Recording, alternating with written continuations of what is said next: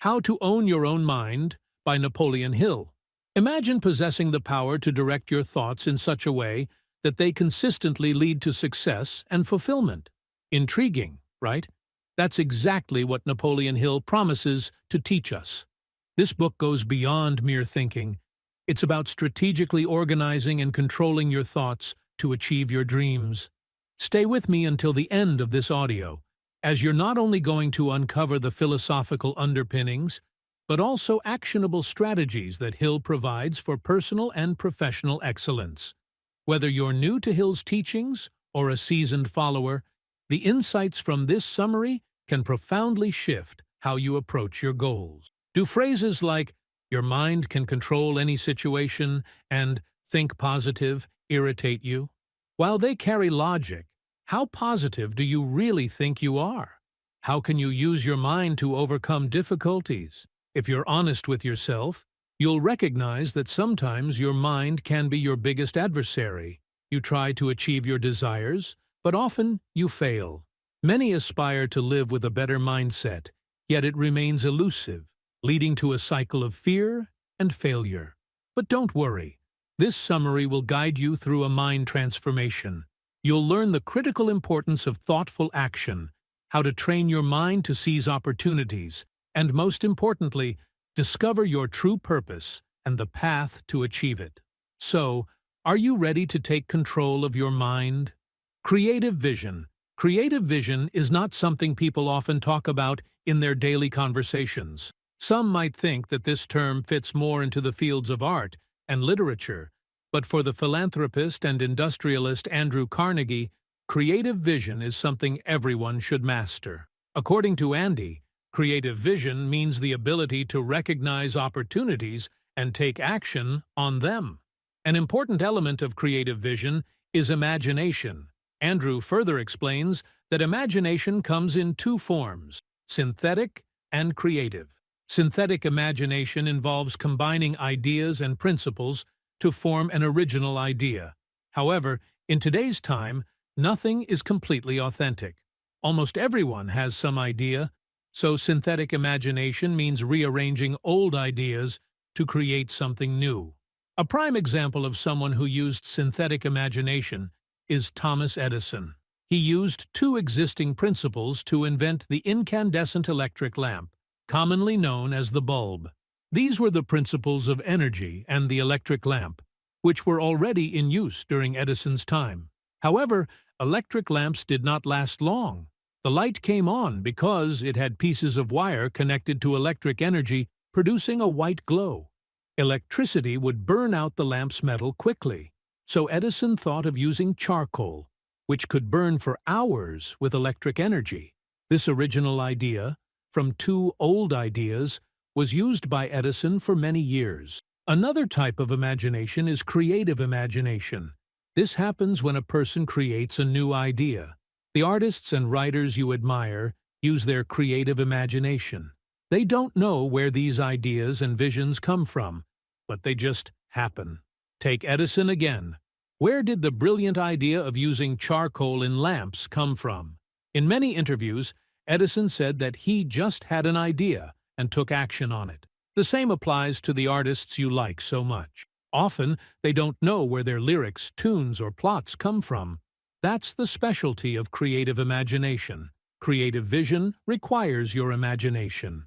In other words, you should start developing your synthetic and creative imagination for what you need. While developing your imagination, you need to remember a few things.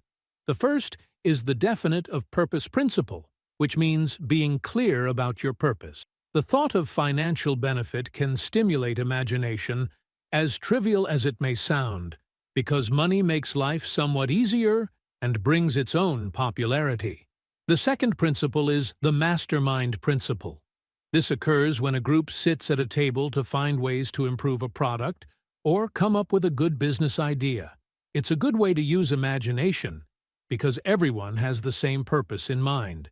The third is the going the extra mile principle. Suppose a woman does what she loves, like Anna, who loves animal rescue. She loves animals so much that she wants to find more ways to spend time with them. Anna's passion for animals stimulates her synthetic and creative imagination.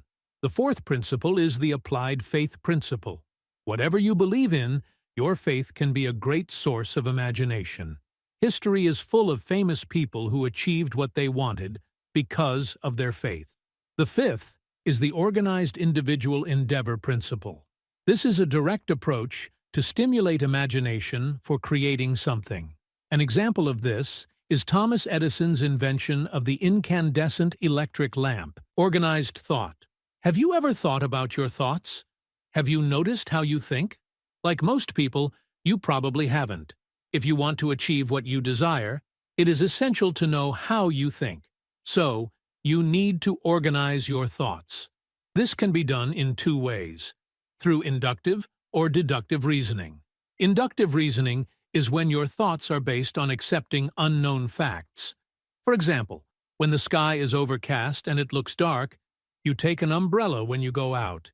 This is inductive reasoning. Deductive reasoning means your thoughts are based on known facts. For instance, Peter is called a bachelor because he is unmarried.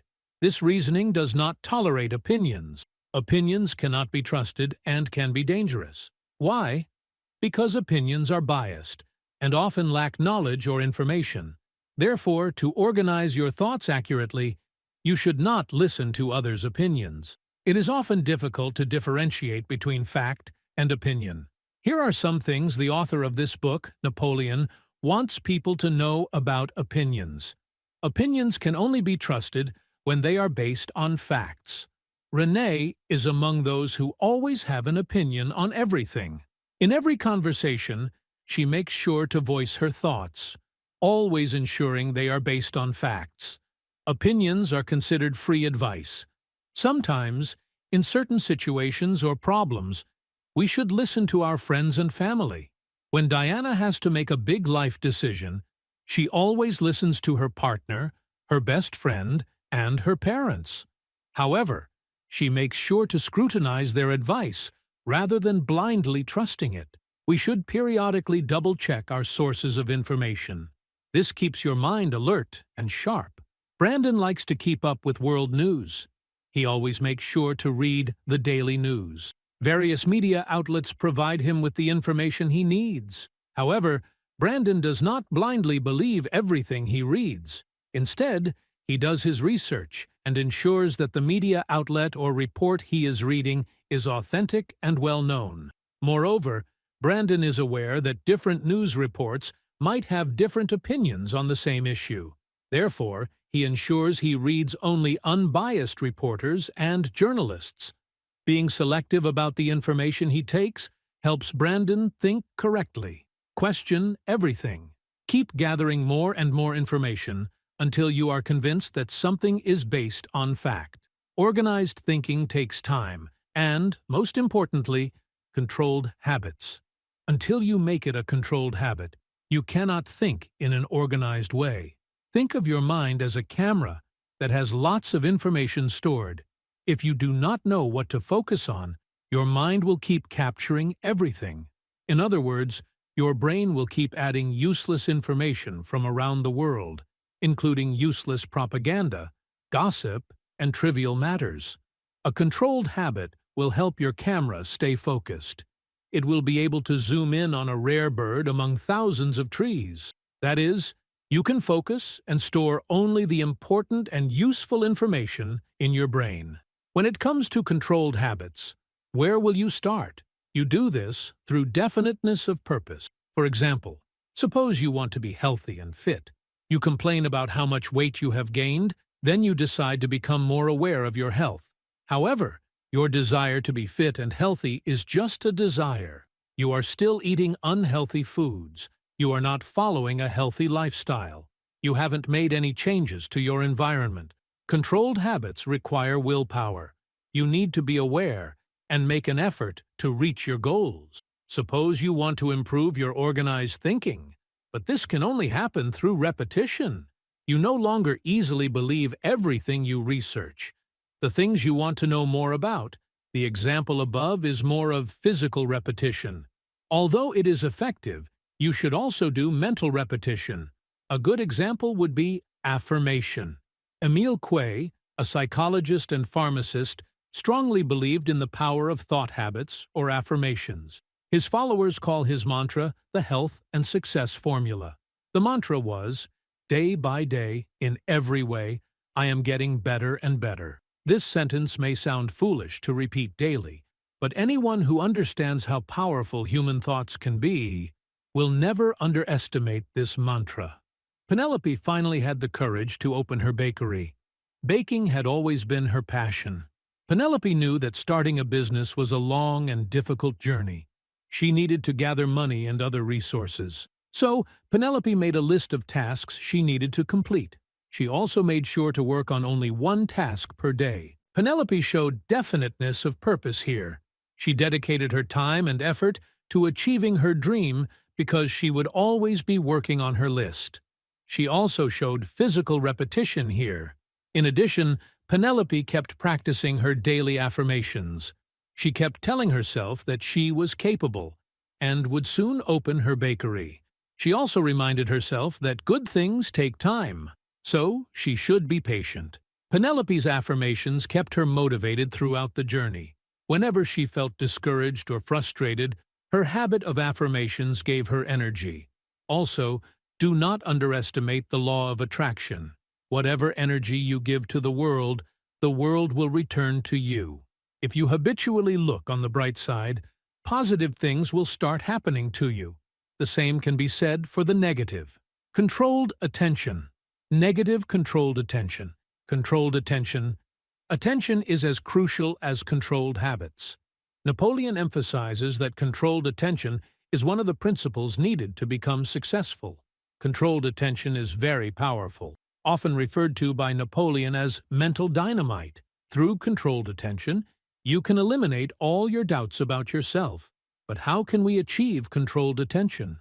For this, you need 5 factors: definiteness of purpose, self-discipline, controlled attention, auto-suggestion, and the power of will. Let's take the example of a man who needs money to define these factors. Harold desperately needs money to pay his rent at the end of the month. Of course, like most people, Harold could just stress about the money without doing anything. However, Harold could also use these 5 factors to make some money. Showing a definiteness of purpose, Harold decides he will gather the money to pay his rent. This intent keeps him alert about where he should spend his time and energy rather than scrolling on his phone for hours. Next is bringing in self-discipline. By controlling his emotions, Harold does not fear that he will fail to arrange the money. He does not let his doubts and despair take over. While it is hard to earn money quickly, Harold knows that if he lets fear win, it would not be good for him. His fear would force him to give up. The other factors are brought together by the next factor, which is controlled attention. Harold spends most of his time and concentration on making money, which is what controlled attention means. Next is auto-suggestion. Auto-suggestion is when Harold starts brainstorming. He starts looking for ways to make money. Since he was good at fixing things, Harold could ask around his neighborhood if anyone needed something repaired, or perhaps he could tutor their children in math, as he was good at it. Auto-suggestion is a way for the mind to tell you that you can approach a situation in 1,000 ways. The final factor is willpower. No matter how bad the situation seems, there must be some way out of the problem. Your firm intent and persistence are driven by your willpower. Harold talked to the first 5 neighbors who might refuse his service, but perhaps another neighbor might say yes. Keeping this in mind, Harold did not stop trying.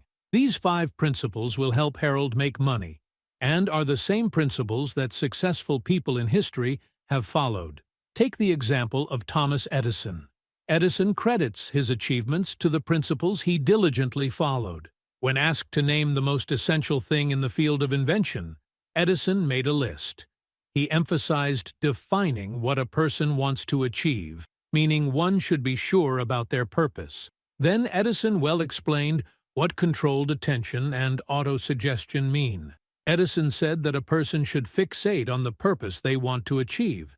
They should be so involved in the work that they don't even know what impossible means. A person has controlled attention because they stay focused on what they need.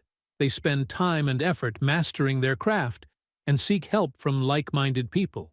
They never waste their time on things that do not help them succeed, nor do their failures, obstacles, or self-doubts stop them. This is very much like the principle of willpower. Autosuggestion also manifests in a way that if a person believes they will achieve their purpose. Edison also pointed out a common problem among most people. Most people give up before they even start. You set limitations on yourself that prevent you from even trying. You hadn't actually started, but your mental attitude had already failed you. Take Alexander Graham Bell, who invented the modern telephone. He also understood the importance of firm intentions and continual persistence. Alexander did not invent the telephone on his first try. He proudly says that he does not even remember how many times he failed. Was this discouraging for him? Yes. Did it stop him from trying again and again? Absolutely not. He kept trying until he successfully transmitted sound through a wire. Andrew Carnegie's analysis of controlled attention. Andrew Carnegie highly praised the concept of controlled attention, believing that anyone could easily apply it in any area of their life and be successful. He viewed controlled attention as the process of combining all the capabilities of the mind for one purpose. In his own case, when Andrew had to make and sell steel, he used every area of his mind. Carnegie's secret to success was focusing all his attention on steel. In other words, by having a specialization, one can increase their chances of achieving what they want. But what about industries that thrive on diversity, such as retail merchandising, where there are departments for sports equipment and clothing? Here, Andrew says that controlled attention can also thrive in diversity. Retail merchandising still requires specialization. For example, their clothing department has a manager who is an expert in deciding which types of blouses and shirts should be sold. Their sports department also has an expert who advises on which sports equipment and machines will sell quickly. Thus, controlled attention can also be successful in diverse fields. Even in corporate jobs, you can achieve controlled attention, where there are departments, managers, and rank-and-file employees for a specific area of the company. A human resources manager never takes on the responsibilities of the chief financial officer. The same can be said for employees. An employee from the accounting department does not handle tasks from the sales department. If you are unable to decide which field to specialize in, there is no need to worry. Andrew advises that we should carefully decide where to invest our time and effort. If you have an idea of what your major purpose in life is, it will also help you and lead you in the right direction. For example, Claire is a college student still deciding what to specialize in. Although she is studying communications, she does not want a career related to her major. Claire is completing her education while exploring other career options. By the time she finishes her education, Claire understands what she wants to become.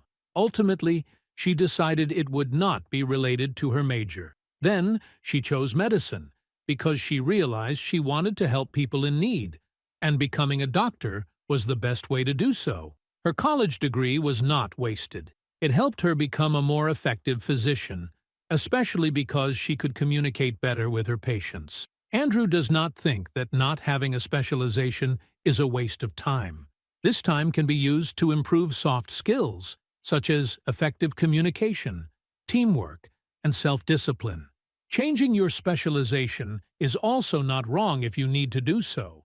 Yes, you may have spent many years focusing on a specific area, but your passion and desires can change. Starting over in a new career might feel like you have wasted your time, but a greater waste of time would be not pursuing what you truly want. Conclusion. First, you learned about creative vision. Creative vision is the ability to recognize opportunities and take action on them. You cannot have creative vision without using your imagination. Imagination comes in two types: synthetic and creative. Synthetic imagination creates an original idea by combining old ideas and principles, while creative imagination occurs when someone comes up with a completely new idea. You can use 5 principles to stimulate your imagination. Definiteness of purpose, the mastermind, going the extra mile, applied faith, and organized individual endeavor. Second, you learned how to practice organized thinking. Organized thoughts do not blindly follow opinions. If an organized mind hears an opinion, it fully analyzes it. You can achieve organized thought only through controlled habits. Controlled habits mean consciously striving to achieve what you need, done through physical and mental repetition. Third, you understood controlled attention. Controlled attention is as important as organized thought. There are 5 factors of controlled attention: definiteness of purpose, self-discipline, controlled attention, auto-suggestion, and willpower. Fourth, you learned that controlled attention applies to every area of life, especially in careers. Specialization can increase your chances of success. It helps you focus all your time, attention, and energy in one field or industry. The more you know about a specific field or industry, the more likely you are to succeed. No one can stop you from achieving what you want. Ignore the fears and doubts in your mind and plan to achieve your dreams. What is the real purpose of your existence on this earth? Once you find out, your mind, body, and soul will fully commit to achieving it. Trust in yourself. You can definitely do it. If this summary enlightened you with its transformative insights, I'd love to hear your thoughts. Feel free to share your feedback in the comments, or let me know what book you'd like me to summarize next. Your support means a lot. Don't forget to subscribe and stay tuned for more. Remember, Hill's principles aren't just theories. They are tools that, if applied diligently, can dramatically change the way we perceive and interact with our world, propelling us toward true success.